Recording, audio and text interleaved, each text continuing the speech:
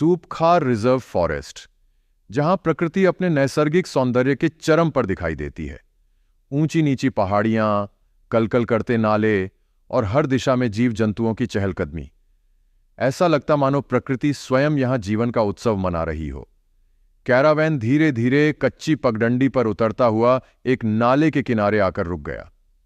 संजय ने गाड़ी यहीं पार्क की और गोपाल के साथ बाहर निकल आया। दोनों के हाथों में कैमरे थे, लेकिन संजय की कमर पर एक मजबूत लाठी भी बंधी थी, जंगल की किसी भी अनहोनी का सामना करने के लिए। वे दोनों नाले के करीब एक चट्टानी टुकड़े पर बैठ गए। हवा में सोंधी गंध थी, पत्तों की सरसराहट थी और दूर किसी चीतल की चेतावनी सी आवाज जंगल की नीरवता को भंग कर रही थी। संजय अपने कैमरे से उस दृश्य को कैद कर ही रहा था कि उसकी नजर नाले के उस पार एक अजीब सी हलचल पर पड़ी। सरकंडों के बीच, जहां धूप छनकर जमीन पर सिलवटों की तरह पड़ रही थी, वहां कुछ अस्वाभाविक दिखाई दिया। झूम करके देखा तो एक भारी भरकम बायसन जैसा प्राणी मृत पड़ा था। उसकी एक ओर की मांसल त्वचा बुरी तरह नोची गई थी, जैसे कोई शिकारी जानवर आधा खाकर भाग गया हो। संजय ने धीरे से कहा, गोपाल देखो, ये कोई सामान्य मौत नहीं लगती। लगता है किसी बड़े शिकारी का काम है, शायद बाघ का। गोपाल की आंखों में भी चिंता तैर गई। वह बोला, साहब, बाघ तो कई बार आधा शिकार छोड़कर लौट आता है। अगर अभी पास ही होगा तो खतरा हो सकता है। संजय की पकड़ लाठी पर मजबूत हो गई। कैमरा अभी भी हाथ में था, पर अब उस पर नजर कम और जंगल की हर सरसराहट पर ज्यादा थी। बाघ की उपस्थिति की आशंका के कारण वे दोनों सुबह ही सुरक्षित रूप से कैरावैन तक लौट आए। लेकिन उस मृत बायसन की स्थिति और शायद वहां शिकार में लगी हुई किसी बड़ी बिल्ली की मौजूदगी ने संजय की फोटोग्राफर प्रवृत्ति को उकसा दिया। दोपहर होते ही उन्होंने योजना बनाई, उसी स्थान पर जाकर बाघ की प्रतीक्षा करेंगे। गोपाल थोड़े हिचकिचाए, पर संजय की दृढ़ता और साहस के आगे मौन हो गए। वे दोनों नाले के किनारे पहुंचे। सूरज अब ऊपर चढ़ चुका था और जंगल की चुप्पी धीरे धीरे गाढ़ी होती जा रही थी। सरकंडों के बीच उन्होंने चट्टान के पीछे एक छिपने की जगह तैयार की। संजय ने कैमरे को तैयार किया और बायसन के शव पर नजरें गड़ा दीं। समय धीरे धीरे रेंगता रहा। 1 घंटा, फिर दूसरा, और अब सांझ की परछाइयां जंगल पर छाने लगी थीं। तभी एकाएक जंगल की निस्तब्धता को चीरती हुई सांभर हिरण की स्ट्रेस कॉल गूंजी। उस आवाज में डर था, चेतावनी थी और जीवन का संघर्ष छिपा था। संजय और गोपाल दोनों जैसे सांस रोककर बैठ गए। झूम लेंस अब उस दिशा में केंद्रित था जहां बायसन पड़ा था। हर पत्ता, हर कंपन अब उस एक क्षण की प्रतीक्षा कर रहा था। फिर झाड़ियों की ओट से बड़ी नपी तुली चाल में एक बाघ बाहर निकला। संध्या की रोशनी में उसका सुनहरा शरीर जैसे जंगल की रचना का ही हिस्सा लग रहा था। वह चुपचाप बायसन की ओर बढ़ा और फिर धीरे धीरे उसका मांस खाने लगा। संजय के हाथ कांप रहे थे, लेकिन उसका कैमरा स्थिर था। क्लिक क्लिक, शटर की आवाजें बाघ के चुपचाप भोजन करने के बीच गूंज रही थीं। लेकिन तभी संजय की नजर एक विचित्र बात पर पड़ी। बाघ खाते वक्त मांस को चीरने में बहुत समय ले रहा था और उसके निचले जबड़े की हलचल असामान्य थी। वह धीरे धीरे मांस को नोच रहा था, जैसे उसके कैनाइन, नुकीले दांत कमजोर हो गए हों या उनमें दर्द हो। संजय ने फुसफुसाकर कहा, गोपाल, यह बाघ जवान तो लग रहा है, पर इसके दांतों में कुछ गड़बड़ है। हो सकता है यह घायल हो या कोई बीमारी हो। गोपाल बोला, साहब, ऐसा हो तो ये बाघ इंसानों की ओर खिंच सकता है, आसान शिकार की तलाश में। एक सिहरन सी दौड़ गई। संजय के मन में अब सिर्फ रोमांच नहीं, जिम्मेदारी भी थी। जैसे ही अंधेरा गहराने लगा, संजय और गोपाल अपने अस्थायी छिपने के स्थान से निकलकर सावधानी से कैरावैन की ओर लौट आए। झींगुरों की आवाजें जंगल में गूंज रही थीं और दूर कहीं उल्लू की हूक हवा में तैर रही थी। कैरावैन में पहुंचते ही गोपाल ने बत्ती जलाई और कैमरे का बैकअप लेना शुरू किया, लेकिन संजय का मन कहीं और था। वह चुपचाप कैरावैन के भीतर सीट पर बैठा गहरी सोच में डूब गया। उसके मन में एक ही सवाल गूंज रहा था, क्या यह घायल बाघ अब इंसानों की ओर आकर्षित होगा? उसने कैमरे की तस्वीरों को एक एक करके देखा। बाघ के खाने का तरीका, उसकी जबड़ों की हिचकिचाहट और उसकी आंखों में झलकती थकावट और खींच। यह सामान्य शिकारी नहीं रहा, संजय ने खुद से कहा। शायद ये अब आसान शिकार की तलाश करेगा और इंसान उसके लिए सबसे आसान होगा। बाहर झाड़ियों के पार एक गांव था, जहां बच्चे खेलते होंगे, औरतें लकड़ी बीनने जाती होंगी और बुजुर्ग दिन ढलने से पहले पशुओं को बांधने निकलते होंगे। अगर यह बाघ वहीं चला गया तो? संजय के भीतर कहीं नैतिक जिम्मेदारी ने सिर उठाया। वह सिर्फ एक फोटोग्राफर नहीं था, वह एक जागरूक नागरिक था और एक ऐसे जंगल प्रेमी जो जानता था कि प्रकृति की रक्षा में कभी-कभी खतरे को पहचानना और उसे समय पर रोकना भी जरूरी होता है। गोपाल ने देखा कि संजय कुछ बोल नहीं रहा। क्या सोच रहे हैं साहब? संजय ने सिर उठाया और धीरे से कहा, गोपाल, हमें इस बाघ की जानकारी वन विभाग को देनी होगी। यह संभव है कि यह घायल है और अगर समय रहते कुछ नहीं किया गया तो यह आदमखोर बन सकता है। पर अगर यह बाघ आदमखोर बना तो सबसे पहले शिकार होंगे गांव वाले। क्या हम इंतजार करेंगे किसी अनहोनी के बाद जागने का? गोपाल ने सिर हिलाया। ठीक कहा आपने, कल सुबह ही मैं मुक्की रेंज के डीएफओ को फोन करूंगा। संजय ने राहत की सांस ली, लेकिन उसकी आंखों में अब भी वो तस्वीरें घूम रही थीं। एक घायल बाघ, एक शांत जंगल और उस सन्नाटे में छुपा एक आसन्न संकट। सूपखार गांव अब पास था। रात हो चली थी और अंधेरे के साथ जंगल की चुप्पी सघन होती जा रही थी। बस्ती के बाहरी छोर पर सामुदायिक भवन के पास की खुली जमीन पर संजय और गोपाल ने कैरावैन को खड़ा किया। रात्रि भोज में सिर्फ सूखी रोटियां, आचार और एक उबला आलू था। जंगल में लग्जरी नहीं, जरूरत ही साधन है। थके हुए दोनों व्यक्ति वैन में ही सो गए। बाहर जंगल की चुप्पी अब रात के रहस्यों से भर चुकी थी। दूर कहीं लकड़बग्घों की हंसी सी आवाज थी और पास के पेड़ पर कोई उल्लू मुंह ढंक के बैठा था। रात के ठीक 12 बजे संजय की नींद टूट गई। समी किसकी बाया की रब थे। कैरावैन में एक कंपन सा महसूस हुआ, जैसे कोई भारी चीज बाहर से टकराई हो। उसने तुरंत अपनी मोबाइल स्क्रीन पर सीसीटीवी फुटेज चेक की, जो वैन के चारों ओर लगे कैमरों से जुड़ी थी, और जो उसने देखा वह उसकी सांसें थमा देने के लिए काफी था।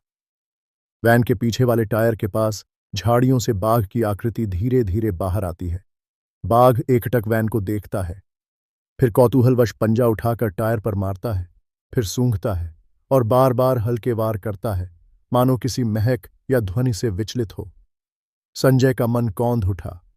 क्या वैन के टायर पर किसी कुत्ते की पेशाब की गंध है? क्या यही वजह है? फिर कुछ ही पल बाद वह बाघ जैसे किसी निर्णय पर पहुंचा। वह धीरे धीरे उसी कच्चे रास्ते से बस्ती की ओर चला गया, अंधेरे में ओझल होता हुआ। 1 घंटे बाद उसी कैमरे में वह बाघ फिर से वापस आता दिखाई दिया, लेकिन अब उसका चलना धीमा था। उसकी चाल में कोई शिकार नहीं था, कोई लाश नहीं, कोई खून का धब्बा नहीं। वह खाली आया था और खाली लौट गया। संजय के लिए यह रात सिर्फ एक डरावनी घटना नहीं थी, यह एक चेतावनी थी। उसने खुद से सवाल किया, इस बाघ का पेट भरा था, फिर भी यह गांव की रेकी करने क्यों आया? क्या यह मनुष्य की गतिविधियों का अध्ययन कर रहा है? क्या यह सिर्फ कुत्ते की गंध से विचलित था, या फिर इस वैन से कुछ जुड़ाव हो गया है? गोपाल भी जाग गया था। संजय ने उसे फुटेज दिखाई। गोपाल ने धीमी आवाज में कहा, साहब, अगर यह बाघ अब इंसानों के जीवन की आदतें समझने लगा है तो यह सामान्य शिकारी नहीं रहा। यह अब जानबूझकर रिस्क ले रहा है और गांव के लिए बहुत बड़ा खतरा बन चुका है। संजय गहरी सोच में डूबा था। यह अब सिर्फ एक घायल शिकारी नहीं, एक अनिश्चित छाया था जो अंधेरे में गांव की सांसें गिन रही थीं। सूपखार, एक छोटा, शांत और जंगल की गोद में छिपा गांव। लेकिन अब वहां शांति नहीं, सिर्फ भय था। बाघ की रात वाली हरकतें सीसीटीवी में देखने के बाद संजय और गोपाल का शक यकीन में बदल चुका था। यह बाघ अब अजनबी नहीं रहा, यह गांव की परिधि में प्रवेश कर चुका है। सुबह होते ही गांव के मुखिया रामसेवक जी ने सभी प्रमुख ग्रामीणों को सामुदायिक भवन के पास इकट्ठा किया। छोटे बच्चों को घरों में रोक दिया गया था। महिलाएं चुपचाप दरवाजों के पीछे से झांक रही थीं। रामसेवक जी ने कहा, हमने बरेड़ा के पटवारी को फोन किया था, लेकिन उसने कहा कि यह वन विभाग का मामला है। और वन विभाग तक सूचना पहुंचाने की उसकी कोई जिम्मेदारी नहीं है। हम गरीब लोग हैं, हमारी बात कौन सुनेगा? किसी ने कहा, गांव की बहुओं को जंगल के रास्ते पानी भरने जाना होता है। कल कोई नहीं गई। डर है। अब ये गांव बचाने की बात हो गई है। तभी सबकी नजरें संजय और गोपाल पर गईं। साहब, आप पढ़े लिखे हैं, आपके पास कैमरा है, आप शहर से आए हो, आप वन विभाग को बता सकते हो ना? एक बुजुर्ग ग्रामीण धीरे से बोला। संजय कुछ पल मौन रहा, फिर बोला, हम वन विभाग को सूचना देंगे, और एक नहीं, दस्तावेजी प्रमाणों के साथ। ये बाघ अब सिर्फ एक जंगल का हिस्सा नहीं, आपके घरों के पास तक पहुंच चुका है। अब ये सिर्फ तस्वीर का विषय नहीं, सुरक्षा का मामला है। उसने अपने कैमरे की फुटेज, जीपीएस लोकेशन और बीती रात की सारी जानकारी एक ईमेल में संगठित की। साथ ही एक वीडियो संदेश रिकॉर्ड किया, जिसमें गांव के हालात, लोगों की चिंता और बाघ की गतिविधि की पूरी व्याख्या थी। गोपाल ने मुक्की रेंज के डीएफओ ऑफिस में अपने एक पुराने परिचित को कॉल मिलाया और अगले ही घंटे संजय का मेल वरिष्ठ अधिकारियों तक पहुंच गया। वन विभाग की टीम दोपहर बाद सूपखार पहुंची। उन्होंने संजय, गोपाल और गांव के मुखिया को एकत्रित कर सूचना दी। बाघ को जिंदा पकड़ने की योजना बन गई है। हम पिंजरा, ट्रैंक्विलाइजर गन और कैमरा ट्रैप लेकर कल सुबह तक लौटेंगे। रात में सतर्क रहिए। ग्रामीणों में थोड़ी राहत की सांस थी, लेकिन डर अब भी गहराया हुआ था। संजय को उस रात रात्रि भोज के लिए मुखिया रामसेवक जी के घर बुलाया गया। बाजरे की रोटी, मिर्च की चटनी और गुड़ के साथ वह सादा भोजन आज किसी भोज से कम नहीं लगा। गांव वालों की सच्ची आत्मीयता उसमें थी। भोजन के बाद संजय और गोपाल फिर अपनी वैन में लौट आए और नींद की चादर ओढ़ ली। लेकिन रात आधी होने को थी और जंगल की नजरों में कोई कभी अकेला नहीं होता। रात लगभग 2:30 बजे एक तीव्र, कर्कश सी सांभर हिरण की डिस्ट्रेस कॉल हवा में तैर गई। संजय की नींद झटके से टूटी। यह वह आवाज थी जो उसने पहले भी कैमरे के पीछे सुनी थी, किसी शिकारी की मौजूदगी की उद्घोषणा। गोपाल, उठो, कुछ गड़बड़ है। संजय की आवाज गंभीर थी। दोनों ने टॉर्चें लीं और गांव के उस छोर की ओर चल पड़े जहां जंगल की पगडंडी शुरू होती थी। रास्ता सुनसान था, पर हर झाड़ी अब एक शक बन गई थी, हर सरसराहट किसी खतरे की पदचाप। गांव की आखिरी झोपड़ी, जो एक विधवा बुजुर्ग महिला की थी, मिट्टी और लकड़ी की बनी, कमजोर दीवारों वाली। वहीं पास की झाड़ी में बाघ छिपा बैठा था, घात लगाए हुए। उसका शरीर जमीन से सटा हुआ था, आंखें झोपड़ी पर टिकी थीं और उसका सांस लेना भी बमुश्किल सुनाई दे रहा था। यह वही घायल बाघ था, पर उसकी चाल में अब भी घातक संतुलन था। संजय का दिल धक धक कर रहा था। उसने तुरंत कैमरे से झूम करके उसकी तस्वीर ली। बाघ अभी तक अनजान था कि कोई उसकी निगरानी कर रहा है। गोपाल, यह झोपड़ी अभी भी किसी के रहने के लायक है क्या? हाँ साहब, एक बुढ़िया रहती है, कल ही तो मुखिया जी के घर से खाना ले गई थी। संजय को जैसे करंट लगा। हमें उसे निकालना होगा, लेकिन बिना बाघ को भड़काए। वे दोनों धीरे धीरे झोपड़ी के दूसरे किनारे से पहुंचे। गोपाल ने दीवार पर धीरे से खटखटाया और फुसफुसाया, माई, माई, धीरे से बाहर आओ, बाघ बैठा है झाड़ी में, हम आए हैं बचाने। भीतर से कांपती आवाज आई, बेटा, मैं तो सोई थी। क्या सच में बाघ? हाँ माई, अब एक आवाज भी मत निकालो, हमारी बात मानो। झोपड़ी के पिछले दरवाजे की लकड़ी हटाई गई। बुढ़िया को संजय और गोपाल ने धीरे से सहारा देकर बाहर निकाला और एक झाड़ी की आड़ में छिपाकर वैन तक ले आए। बाघ अब भी वहीं था, घात लगाए, शायद असफल शिकार की योजना बनाते हुए। सुबह की लालिमा जब सूपखार के आसमान पर छाई, तब गांव की गलियों में चूल्हों की बजाय फुसफुसाहटें उठ रही थीं। कहीं कोई गाय बांध रहा था, कहीं औरतें पानी भरने की हिम्मत जुटा रही थीं। लेकिन बीती रात की अनजानी आहट ने सबकी आंखों से नींद छीन ली थी। संजय और गोपाल, जिन्होंने रात एक वृद्धा की जान बचाई थी, अब सामुदायिक भवन के पास मुखिया के साथ खड़े थे। मुखिया रामसेवक जी ने घंटी बजाकर गांव के लोगों को इकट्ठा किया। भाइयों और बहनों, संजय ने शांत पर गंभीर स्वर में कहना शुरू किया, बीती रात बाघ गांव की सीमा में घुस आया। वह हमारे ही गांव की अंतिम झोपड़ी के पास घात लगाए बैठा था। अगर समय रहते हम न पहुंचते तो बहुत बड़ी दुर्घटना हो सकती थी। गांव के लोग सन्न रह गए। चारों ओर से चिंता की गूंज उठी। माई को बाघ ने देखा। अगर वो झोपड़ी तोड़ देता तो हमारे बच्चे, औरतें अब कहां सुरक्षित हैं? एक युवा किसान उठ खड़ा हुआ।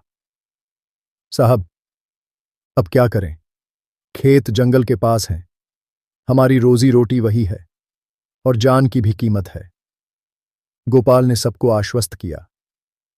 वन विभाग को सारी जानकारी दे दी गई है। उन्होंने वादा किया है कि आज दोपहर तक पिंजरा, ट्रैंक्विलाइजर और विशेषज्ञ टीम लेकर आएंगे। लेकिन तब तक कोई भी अकेले जंगल की ओर न जाए। बच्चों को स्कूल न भेजें और पशुओं को खुले में न छोड़े। संजय ने कैमरे से ली गई तस्वीरें गांव वालों को दिखाई। बाघ की जमीन से सटी वह मुद्रा, उसकी आंखों की चमक और उसकी घातक मौजूदगी। यह बाघ घायल है लेकिन चालाक है। उसे आदमियों की गतिविधियों का अंदाजा है और यही बात इसे खतरनाक बनाती है, संजय ने कहा। हम सिर्फ डर से नहीं, समझदारी से इसका सामना करेंगे। यह सिर्फ जानवर नहीं, अब हमारी परीक्षा है, एकजुटता की, सतर्कता की। गांव के बुजुर्गों ने सिर हिलाया। महिलाएं चिंतित थीं, लेकिन अब उनमें एक चेतना थी, संघर्ष की, सुरक्षा की और सच्चाई से लड़ने की। सूपखार गांव के पास जंगल में लगातार बाघ की गतिविधियों की खबरें आ रही थीं। ग्रामीणों में डर का माहौल था। वन विभाग ने स्थिति की गंभीरता को समझते हुए एक योजना बनाई। नाले के पास, जहां अक्सर जानवर पानी पीने आते थे, वहां एक मजबूत पिंजरा लगवाया गया। पिंजरे के भीतर एक भैंस के बछड़े को बंधक के रूप में रखा गया ताकि बाघ को आकर्षित किया जा सके। 5 दिनों तक सभी ने सांसें रोककर इंतजार किया। हर रात पिंजरे के आसपास निगरानी रखी गई। 5वीं रात को आखिरकार वह घड़ी आ ही गई। बाघ पिंजरे में आ गया और जैसे ही उसने बछड़े की ओर झपटने की कोशिश की, पिंजरे का दरवाजा अपने आप बंद हो गया। सुबह होते ही वन विभाग की टीम मौके पर पहुंची। बाघ अब कैद था। इस अभियान की सफलता से पूरे गांव में राहत की लहर दौड़ गई। अब लोग फिर से चैन की नींद सो सकते थे।